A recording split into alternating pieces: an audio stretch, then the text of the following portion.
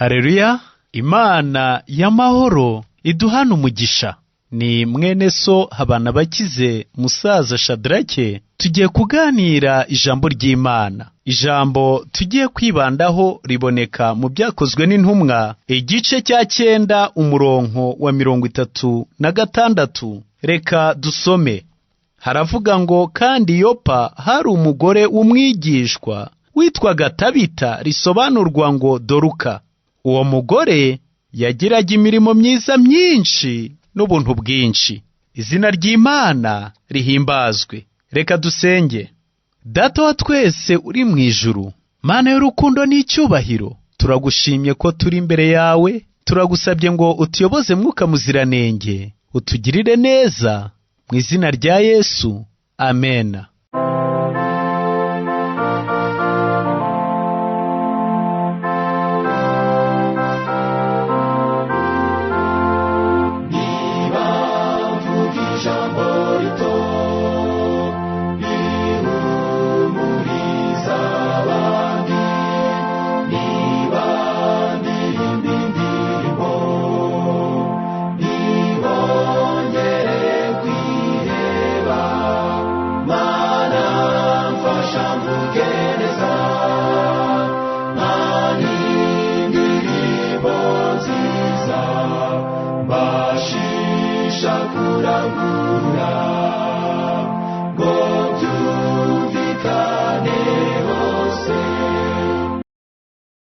Waba warigeze wumva imyigaragambyo?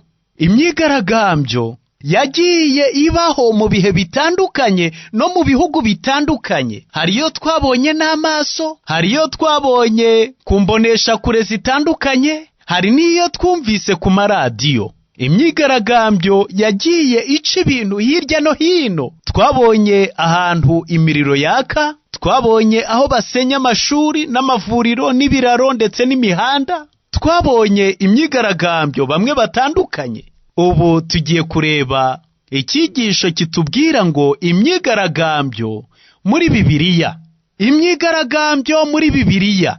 Hari igihe uwitwaga Kora na Datani na Biramu bigeze kuyobora imyigaragambyo ikomeye cyane ngo batore abandi bayobozi, bakureho Mose wavuganaga n'Imana kandi bifuzaga gusubira muri Egiputa. Hari imyigaragambyo yabaye igihe bacaga nanone igihugu mo kabiri. Imiryango 10 ijya mu majyaruguru, maze indi miryango 2 isigara i Yerusalemu. Iyo siyo myigaragambyo tugiye gutindaho. Imyigaragambyo isenya, imyigaragambyo igira urugomo, ntabwo ariyo dutindaho. Ahubwo tugiye kureba imwe mu nkuru yakomeye yabaye imyigaragambyo muri Bibiliya.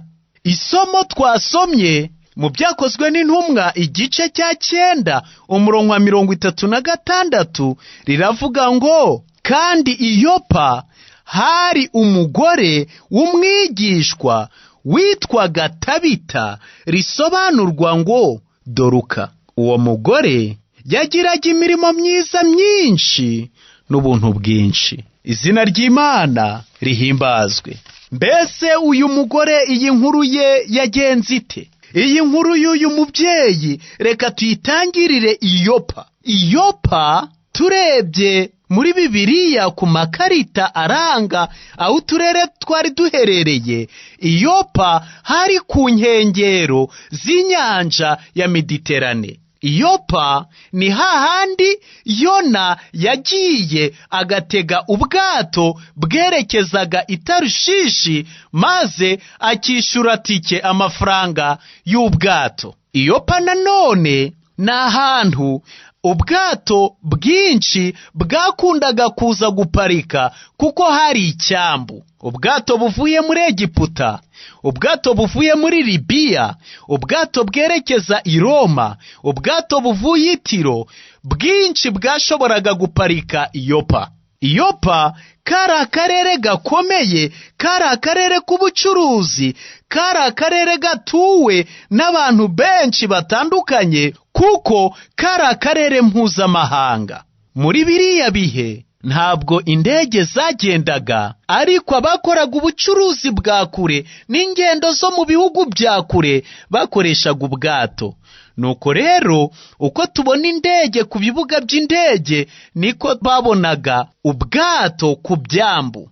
Hariya muri kariya karere k'Yopa, ahantu hari ku nkengero, byatworohera gutekereza ko abenshi mu baturage bari bahatuye hari higanje abacuruzi, hari higanje abasare kuko hari ku nyanja, hari higanje abarobyi kuko hari ku nyanja.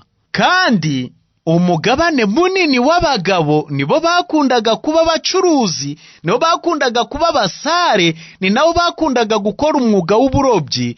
Abagore ntabwo bari ku muvuduko ungana n'uw'abagabo. Yopa tubanje kureba bimwe mu biharanga mu mateka yaho n'imiterere ya kariya karere. Nyamara bitewe n'isi, bitewe n'akaga duhura nako, imiterere y'ahantu, imiterere y'akarere runaka ibasha kugendana n'ibibazo n'ibyago bishobora kuba muri ako karere. Urugero, akarere kari mu misozi miremire cyane gashobora guhura n'imbeho, ndetse n'akarere kari mu bibaya byo hasi cyane ku mugezi kabasha guhura n'imyuzure, nk'uko akarere kegereye ibirunga gahura n'ingorane mu kuruka kw'ibirunga ndetse n'imitingito. Yopa rero naho hashoboraga kuba ibibazo byaho. Yopa kuko tubonye ko hari ku nyanja, abantu benshi bagombaga kuba bacuruzi bambutsa cyangwa bajya kurangura kure cyane bagenda mu mazi. Hagombaga kubamwe abasare benshi, hashoboraga kuba abarobyi benshi, kandi zimwe mu ngorane z'amazi ni ukurohama. Ni inkubi y'umuyaga yabashaga kwaduka, maze yakwaduka ubwato bukaba bushobora kurohama. Yopa ntabwo dufite lisite y'amato yagiye arohama atandukanye, ariko ni kimwe mu byashoboraga gushoboka. No mu gihe cya Yona, igihe yagendaga, umuyaga wabaye mwinshi, umuraba uba mwinshi, maze batangira gufata ibyo bafite babijugunya mu mazi. Hari uwabaga yagurishije isambu maze akarangura ibintu ngo ajye kubigurisha mu gihugu cya kure, azana amafaranga menshi, maze bahura n'umuraba. Bakiri mu nzira, bya bintu byose akabiroha mu mazi, maze igishoro yari afite kikaba kirangiriye aho. Hari n'ingorane zashoboraga kuba, maze ubwato bwarohama, abarimo bose ari kure cyane, badashobora koga ngo bazagere ku nkombe, benshi cyangwa bose bagapfira muri ariya mazi. Tubitekereje neza, twabona yuko niba ubwato burimwo abagabo 200 basize abagore, iyo bagiraga akaga bakagwa muri ariya mazi, ni ukuvuga ngo babaga basize imfubyi n'abapfakazi, umubare munini cyane tutabasha kubara. Ikindi nanone, amato ya kiriya gihe yashoboraga gutwara abantu benshi. Ubwo Pawulo yari arimo bwarohamye, bwamenetse burimwo abantu 273. Umugabane munini ari abagabo. Bisobanuye yuko iyo ubwato bwarohamaga hagapfiramo abagabo, basigaga abapfakazi benshi n'imfubyi nyinshi, ndetse n'imitungo myinshi yaratikiraga kubera ariya mazi. Yopa nubwo kari akarere k'ubucuruzi, birashoboka ko kari akarere nanone karimwo imfubyi n'abapfakazi, kandi ibyo byago bishobora kuba byarakomokaga kuri iriya nyanja. Nuko aho ngaho rero ngo hariyo umugore udasanzwe w'umwigishwa witwaga Tabita, risobanurwa ngo Doruka. Ijambo Tabita ni ururimi bakoreshaga muri icyo gihe. Ikigiriki ni Doruka, ariko ikinyarwanda cyacu ni ingeragere. Ni agasimba katagira amahane mu ishyamba, agasimba kuzuye uburanga, agasimba kuzuye ubwiza, gasa neza, gafite itoto, ndetse gateye impuhwe. Mu yandi magambo, benshi babitiriraga aka gasimba bakurikije ituze, uburanga, cyangwa se no kuba neza. Twavuga ngo yitwaga Tabita, bisobanurwa ngo bwiza, cyangwa se buntu. Ingeragere niko aka gasimba kitwa. Ariko uwo mugore niwe dutindaho. Kimwe mu byamurangaga ngo yagiraga imirimo myiza myinshi n'ubuntu bwinshi. Nta gushidikanya ko mu karere nka kariya kashoboraga kuba gatuwe n'abapfakazi benshi n'imfubyi nyinshi. Hari hakenewe umuntu udasanzwe ugira ubuntu bwinshi, ugira imirimo myiza myinshi, kandi nicyo cyarangaga Doruka. Doruka, nk'uko dusanzwe tubizi, nk'uko isi turimo imeze, nk'uko ibyago bidateguza, nk'uko zahukabuka zigataha bunyama, nk'uko buca bucana yandi kandi ngo bukeye bwitwe ejo. Ibyago biturutse ku miterere y'isi byaraje. Tugira imyuzure, tugira ibyorezo, tugira indwara, tugira intambara, tugira ibibazo byinshi mu isi, kandi abakiranutsi n'abatari abakiranutsi, abizera n'abatizera turabisangira. Reka mbabwire yuko umuntu w'Imana Doruka ngo muri iyo minsi ararwara. Ingingo ya mbere, ararwara. Iyi ni ingingo ibabaje cyane, kuko yarafatiye runini imfubyi n'abapfakazi n'abakene n'abatishoboye bose. Yabadoderaga imyenda, yagiraga ubuntu bwinshi n'imirimo myiza myinshi. Yari umumisiyoneri, yari umugiraneza, yari ameze nk'umuryango utabara imbabare woherejwe muri kariya gace. Bishoboka ko kari gatuwe n'imfubyi nyinshi n'abapfakazi benshi. Yarazi ibibazo byo kuba wenyine, yarazi ibibazo, yarazi ingorane ziri mu isi. Ariko Bibiliya iravuga ngo nuko muri iyo minsi ararwara. Ingingo ya mbere, ararwara. Ahari wenda baramusengeye, batabaje ijuru, ahari wenda barasenze cyane, ariko nabo bavuga bati rwose umuntu w'Imana ibi ntabwo bishoboka. Imana nayo irabibona yuko adufatiye runini. Imana irabibona yuko ari we twishingikirijeho. Imana irabibona yuko rwose yari nyina w'imfubyi, yari umugira neza rwose. Imana ntabwo yabyemera. Ariko yararwaye, kandi uko yarwaye yarushijeho kuremba cyane. Araremba, arakomeza ararwara. Indwara imwigirizaho nkana, arakomeza ararwara. Ndetse aho twakwibwiye tuti none se yararwaye agezwayo, ariko rwose ntabwo byakunda uko ntituramukeneye. Reka mbabwire yuko Bibiliya ivuga ngo nuko birarenga arapfa. Ngo nuko muri iyo minsi ararwara. Ikirushijeho kuba kibi, araremba. None icyarutura kirushije byose kuba kibi, ntiyarwaye gusa, ntiyarembye gusa, ahubwo arapfa. Birababaje cyane yuko benshi mu bafatiye runini itorero barwara bakaremba maze bagapfa. Benshi mu bafatiye runini imiryango, benshi mu mikoro y'imiryango, benshi bari ibyiringiro by'imiryango yabo, bararwaye bararemba, bukeye barapfa. Abantu benshi cyane, abantu twabonaga ari abaririmbyi beza, ari abantu bari abakuru b'itorero, abantu benshi twabanye, abavandimwe bacu, abo twiganye, abari inyangamugayo, abari indakemwa mu mico no mu myifatire, benshi bagiye barwara kubera iyi si turimo bagapfa. Twagiye dutandukana nabo, tukarira amarira menshi, tugatandukana nabo.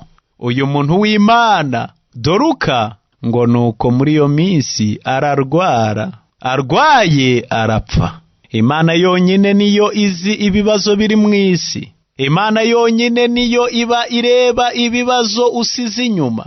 Satani umugome ntareba niba wari ugifite uducuke dutoya, ntareba niba wari ugifatiye runini itorero. Satani umwanzi w'ibyiza ntareba niba wari ufite ijwi ryiza, niba wabwirizaga neza, niba wasuraga abantu, niba wari ufite impano yo guhugura. Satani umugome umwuga we nuwo kongera amarira ku yandi, nuwo gukwiza ibibi ahariho hose. Nuko umuntu w'Imana Doruka wagiraga ubuntu bwinshi n'imirimo myiza myinshi, ngo nuko muri iyo minsi ararwara arapfa. Isi yacu niko iteye, isi yacu niko imeze. Dufite benshi twatandukanye nabo, twari tubakumbuye, twari tubashaka, twari tubifuza, ariko twagiye dutandukana nabo, ubu tazongera kubonana keretse tugeze mu bwami bw'Imana.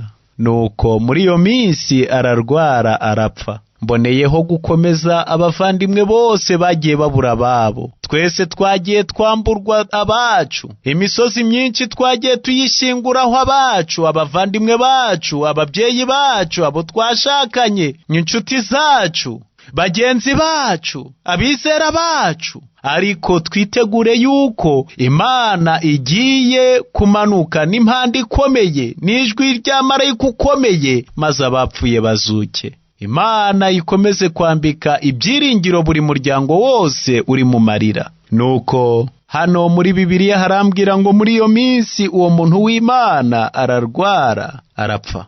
Maze amaze gupfa baramwuhagira. Bamaze kumwuhagira, maze aho kumuhamba, aho gushaka isanduku, aho gushaka ikirago ngo bamuzingiremo, nuko baje kumushingura nta kundi. Nuko bamaze kumwuhagira bamushyira mu cyumba cyo hejuru. Bamushize mu cyumba cyo hejuru, bamanjiriwe, bababaye, bumiwe, agahinda ari kose, amarira ari yose, ihungabana ari ryose, gutabaza ari kose. Maze bose bihonda mu gituza, barababara cyane, bararira, baravoroga. Maze imyigaragambyo iratangira. Imyigaragambyo muri Bibiliya, Satani yari yaragiye abicira abagabo bagaceceka. Yari yaragiye abatwarira abana bikarangira. Satani yari yaragiye abakora mu nda mu buryo butandukanye, yidegembya mu isi. Maze muri iki gihe areba rya jisho ribona, wa wundi wari ijisho ry'itorero, wa wundi wari ikiganza cy'Imana, wa wundi wagiraga ubuntu bwinshi n'imirimo myiza myinshi. Maze nawe Satani amuteza uburwayi, ngo muri iyo minsi ararwara maze arapfa. Maze barangije bose, imfubyi n'abapfakazi n'abatishoboye n'abakene bose barahaguruka. Noneho bararira, induru barayidehera, benshi bikubita mu bituza. Twagiye tubona imyigaragambyo, aho abantu bigaragambya bamanika ibyapa, abandi bigaragambya bamanika amabendera y'amashaka yabo, abandi bigaragambya bamanika amabendera y'ibihugu byabo. Abangaba bo bagiye kwigaragambya, buri wese yahagurukanaga umupira w'imbeho, undi agahagurukana ikanzu, undi agahagurukana ishati, undi agahagurukana umwitero. Maze bararira cyane bigaragambya, ngo bose bagenda berekana. Umwe avuga ati dore n'uyu n'akacyenda niwe wakandoteye, aba bana niwe wabambitse, iyi shati niwe wayindoteye, uyu mupira w'imbeho niwe uduhaye. Maze bararira cyane, bazunguza imyenda, bazunguza imyambaro Doruka yari yarabadodeye akiriho. Maze imyigaragambyo irakomera cyane,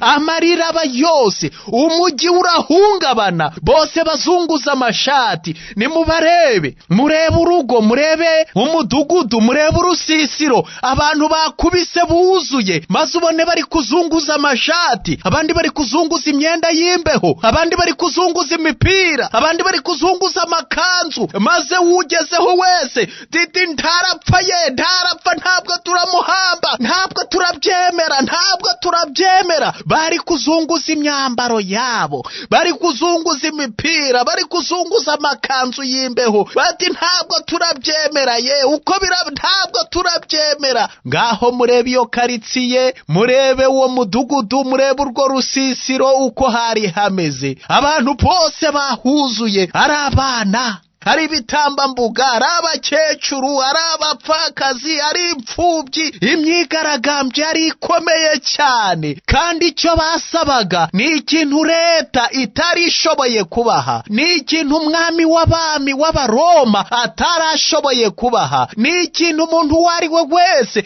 n'umugaba w'ingabo atarashoboye kubaha. Basabaga ikintu gihambaye cyane kandi gikomeye cyane. Basabaga ikintu kidasanzwe, basabaga izuka. Izuka niryo basabaga. Barigaragambye imyigaragambyo ikomeye, kandi cyari kuyihagarika ni kimwe, n'izuka.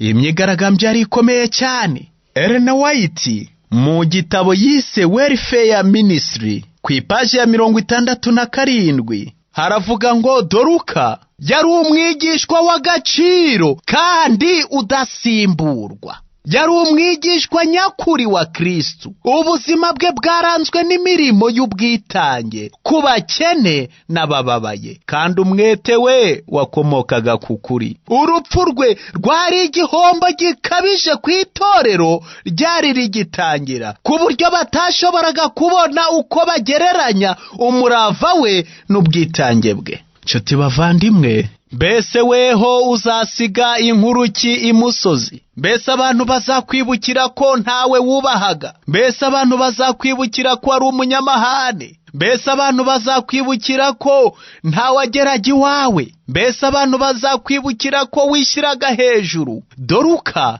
ngo yari umwigishwa nyakuri, kandi akagira umurava n'urukundo n'ubugiraneza bishingiye ku kuri. Benshi batugirira neza bagamije izindi nyungu, benshi bafasha abababaye bafite izindi nyungu, ariko umuntu w'Imana Doruka ngo yagiraga ubuntu bwinshi n'imirimo myiza myinshi, kandi byose bikomotse ku kuri. Umurongo wa 38 haravuga ngo, kuko irudahari bugufi bw'iyopa, abigishwa bumvise ko Petero ari yari bamutumaho abantu babiri bamwinginga bati, ngwino uzi wacu, ariko icyitonderwa ntutinde. Ibintu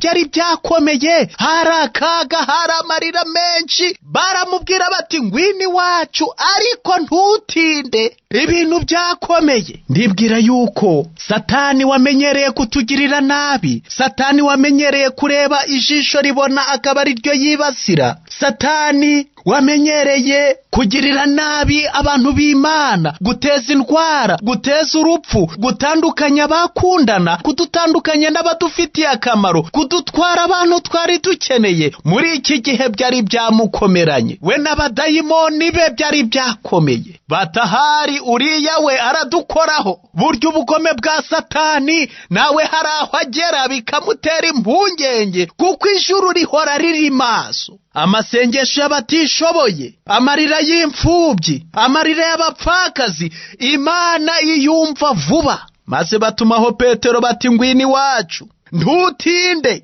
Umurongo wa 39 uravuga ngo, Petero arahaguruka ajyana nabo, asohoyeyo bamujyana muri icyo cyumba cyo hejuru. Ahageze atangiye kubasuhuza bati, ngwino. Baramuzamukana, naho Doruka aryamye bati, ngaho reba turebere, ibi ni ibiki? Ibi ntabwo turabyemereye, ibi ni ibiki? Maze Bibiliya iravuga ngo abapfakazi bose bahagarara iruhande rwe barira, berekana amakanzu n'imyenda Doruka yababoheye akiriho. Mbese uzasiga inkuru ki imusozi? Mbese bazakwibukira kuki? Maze Petero ahageze baramuzamukana bati, ngwino tugira icyo tukwereka. Basanga ahantu umugore wapfuye aryamye, maze barangije barahaguruka baramuzenguruka, buri wese azunguza ishati, undi azunguza ikanzu, undi azunguza umupira w'imbeho,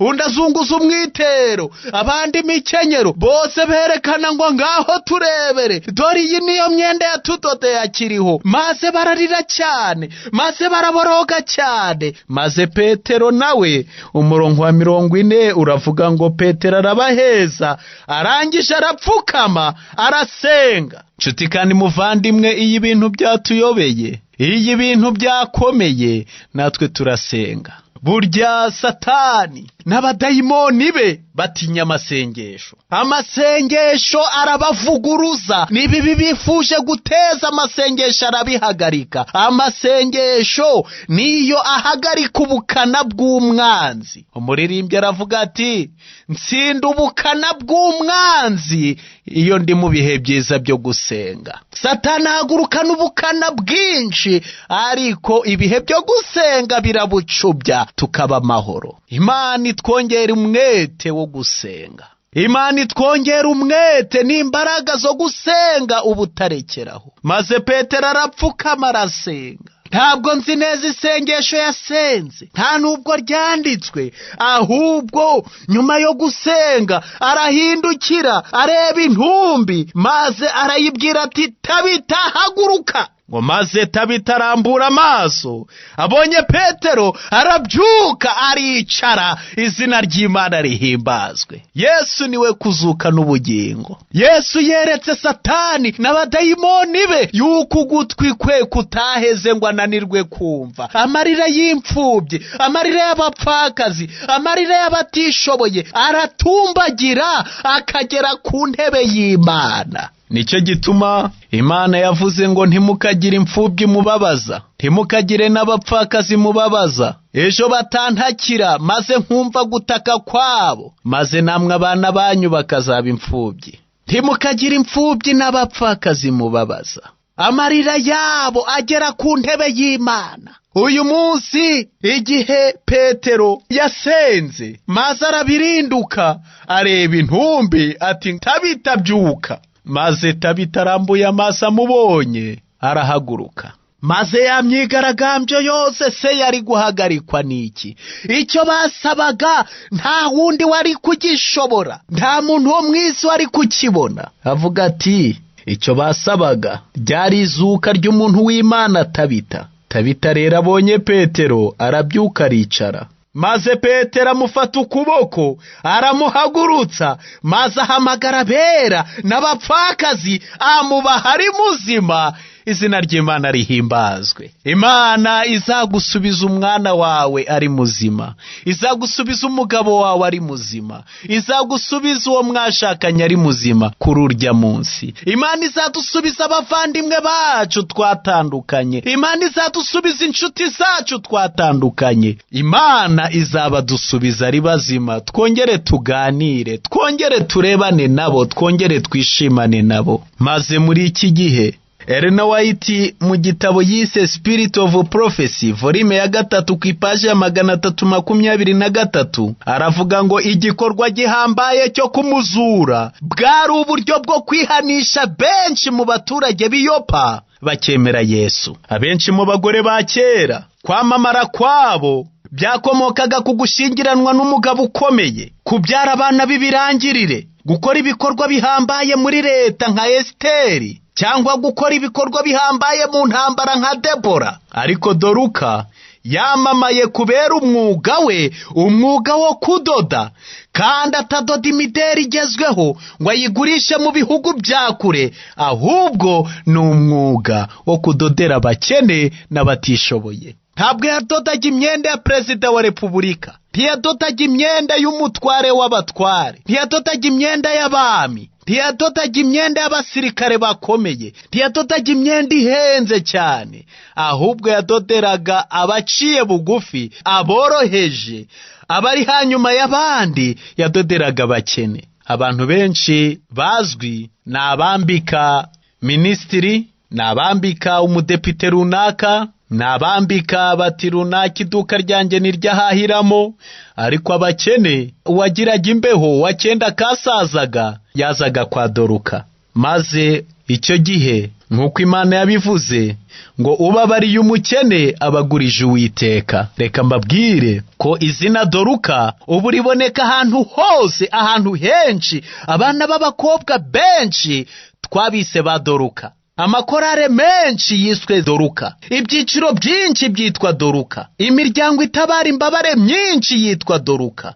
Uhereye icyo gihe Doruka habaye n'icyiciro mu itorero ryacu cyitwa Doruka. Umubyeyi witwaga Mrs. Henry Gardner w'i Battle Creek i Michigan muri Leta Zunze Ubumwe za Amerika niwe watangije Dorukasi. Ellen White yaramwandikiye aramubwira ati mwene data Henry, nakomeje gutekereza ku bunararibonye ufite uyobowe n'Imana, ubasha gutangiza aho abagore bahurira bagakorera Imana. Byatuma abagore benshi bakangukira gukorera Imana, bafasha abantu bayo. Ngo mbabazwa cyane n'abagore muri Amerika badafite ikindi bakora keretse kwirirwa baganira gusa. Bakagombye guhindura maze ibiganiro byabo bakabyerekeza ku kuvugira Imana, bigisha imitima igiye kurimbuka. uyu mubyeyi yafashe abagore abahuriza hamwe batangira gukora umurimo wo kubwiriza ubutumwa, wo kudodera abatishoboye, wo gufasha abakene. Maze Ellen White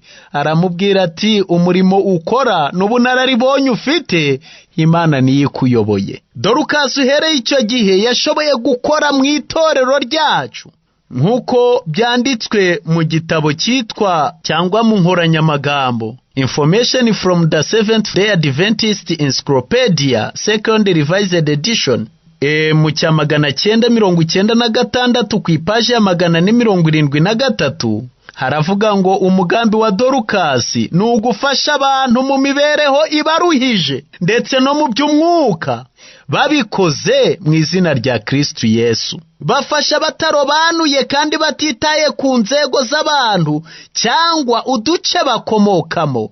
Ni icyiciro giharanira kugera ku bantu ibindi byiciro byose bitabasha kugeraho. Mu turere twinshi no mu bihe bitandukanye, Dorukasi igenda yitabirwa n'abagabo n'abagore, ariko bose bashingiye ku uyu mubyeyi Doruka warangwaga n'imirimo myiza myinshi no kugira neza kwinshi. Aho turi hose dukeneye Doruka kugira ngo tube umunyu w'isi. Dukeneye Doruka kugira ngo tube umucyo w'isi, abandi bamurikirwa biturutse mu mirimo y'ubugiraneza. Dukeneye kuba nka Dorukasi kugira ngo tube idini ritunganye kandi ritanduye imbere y'Imana, kuko ni inshingano zo gusura imfubyi n'abapfakazi.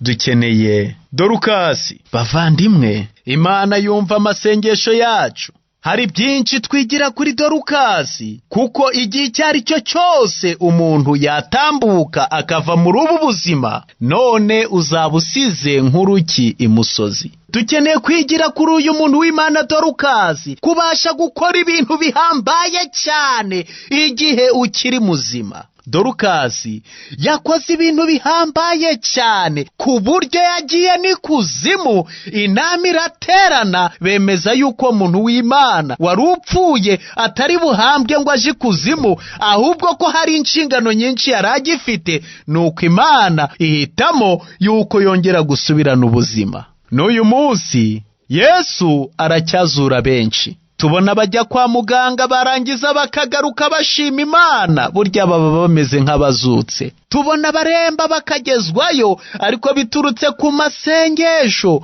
Imana ikabahagurutsa bakongera bagakira. Imana iturokora impanuka za buri munsi. Natwe tugira umwete wo kuba nka Dorukasi. Dorukasi yarapfuye haba imyigaragambyo ikomeye bitewe n'umwete yagiraga mu kugirira abantu neza, kandi urukundo rwe rushingiye ku kuri. Umuntu wese abasha kwisubiramo maze akagambirira kuba inshuti ya Kristo, ubutazasubira inyuma, akagira imico imeze nk'iya Dorukasi. Umugambi w'Imana ni uguhagarika amarira. Umugambi w'Imana ni uguhagarika imibabaro. Umugambi w'Imana ni uguhagarika imiborogo. Reka twese dukore nka Dorukasi, ngo amaze kumuha abera bose ari muzima. Umurongo wa 42 ngo bimenyekane i Yopa hose, maze benshi bizera umwami Yesu. Turagusabira kugira ngo, nanjye unsabire kugira ngo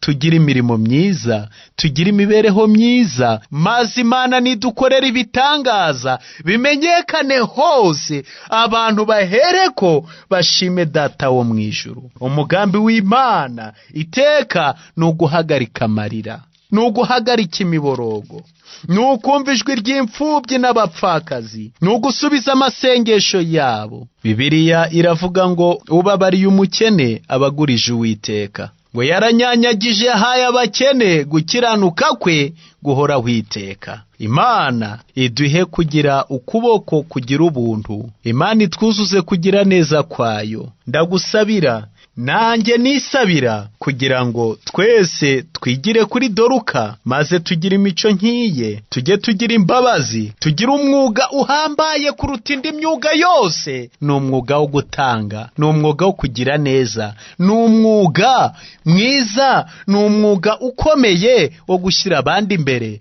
ni umwuga wo guhinduka ukuboko kw'ijuru. Imana igukoreshe, nanjye nkoreshe mu izina rya Yesu. amen.